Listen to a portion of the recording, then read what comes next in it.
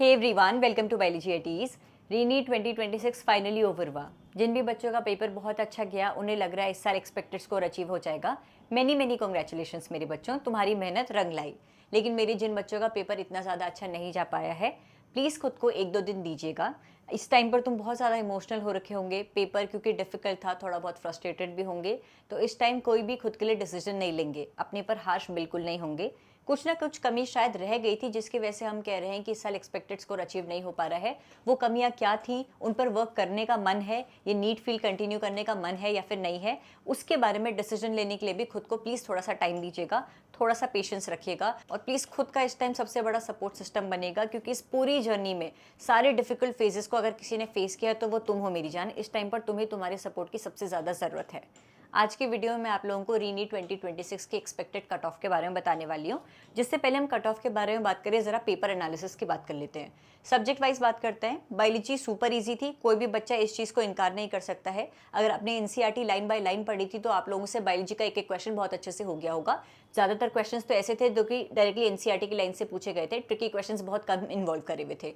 वहीं केमिस्ट्री की बात करें तो मॉडरेट टू डिफिकल्ट लेवल की थी। जिन बच्चों ने केमिस्ट्री स्ट्रांगली प्रिपेयर करी थी उन्हें मॉडरेट लेवल की लगी होगी। जिन बच्चों के थोड़े बहुत कॉन्सेप्ट्स क्लियर नहीं थे तो उन्हें बहुत ज़्यादा डिफिकल्ट लगी थी। लेकिन हाँ, ये एक्सेप्ट किया जा सकता है कि मॉडरेट टू डिफिकल्ट लेवल की केमिस्ट्री थी। आप लोगों को काफ़ी ज़्यादा डीप कैलकुलेटिव क्वेश्चंस भी पूछे गए थे, जिसकी वजह से पेपर थोड़ा बहुत लेंदी हो गया था because of these calculative questions of chemistry. वहीं फिजिक्स की बात करें, टफेस्ट सेक्शन था तुम्हारा रीनीट 2026 के पेपर का। काफ़ी क्वेश्चंस तो जेई लेवल के भी थे। फिजिक्स के एजुकेटर्स का ये तक कहना है कि 4-5 क्वेश्चंस तो ऐसे थे जिन्हें सॉल्व करने में हमें तक टाइम लग गया, तो बच्चे कैसे कम टाइम में सॉल्व कर पाते। फिजिक्स का सेक्शन भी थोड़ा बहुत लेंदी हो गया था, जिसकी वजह से पेपर काफ़ी ज़्यादा लेंदी लगा बच्चों को। Overall paper moderately difficult level का था। ईजी थी बायोलॉजी, केमिस्ट्री मॉडरेट लेवल की थी और फिजिक्स टफ थी। अब जरा बात करते हैं एक्सपेक्टेड कट ऑफ की। कॉम्पिटिटिव एग्जाम की कट ऑफ बच्चों 3 फैक्टर्स डिसाइड करते हैं। सबसे पहले नंबर ऑफ स्टूडेंट्स जो इस एग्जाम में अपीयर हुए, number of seats and the difficulty level. रीनीट 2026 की बात करें तो लगभग 20 लाख प्लस बच्चे रीनीट में अपीयर हुए हैं बच्चों। अगर साल 2025 से कंपेयर करें तो नीट 2025 में 22 लाख प्लस कैंडिडेट्स अपीयर हुए थे। यानी कि इस साल नंबर ऑफ कैंडिडेट्स अपीयरिंग कम हुए हैं। नंबर ऑफ सीट्स इस साल बढ़ी है, लगभग 11,000 सीट्स इस साल हमारे देश में एमबीबीएस सीट्स बढ़ी है, including both government and private medical college की सीट। वहीं पेपर का डिफिकल्टी लेवल ज्यादा था, लेकिन नीट 2025 के कंपैरिजन में थोड़ा सा कम डिफिकल्ट था। इस बार मॉडरेटली डिफिकल्ट था। नीट 2025 के पेपर को बच्चे ज्यादा डिफिकल्ट बता रहे हैं। तो सारे फैक्टर्स को अगर कंसिडर करा जाए तो इस साल की कट ऑफ कंपैरेटिवली कम जाने वाली है। अनरिजर्व्ड कैटेगरी की बात करें तो अगर आप लोग जनरल कैटेगरी से बिलोंग करते हैं एंड यूर स्कोरिंग 550 +-10, तो आप लोग कहीं ना कहीं सेफ साइड में है। लास्ट राउंड ऑफ काउंसलिंग तक आप लोगों को ऑल इंडिया कोटा के थ्रू मेडिकल सीट मिल सकती है।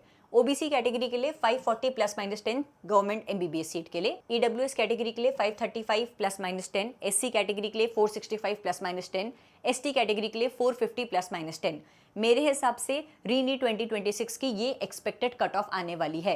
तो अभी तक पेपर को पूरा एनालाइज करके अपने क्वेश्चंस को देख करके आप लोगों के कितने क्वेश्चन सही जा रहे हैं। अगर आप लोग इस रेंज में स्कोर कर रहे हैं डिपेंडिंग ऑन द कैटेगरी, आप लोग देख लीजिए कि लास्ट राउंड ऑफ काउंसलिंग तक आप लोगों को गवर्नमेंट मेडिकल सीट मिलने लायक आप लोगों का स्कोर बन भी रहा है या फिर नहीं बन रहा है बच्चों।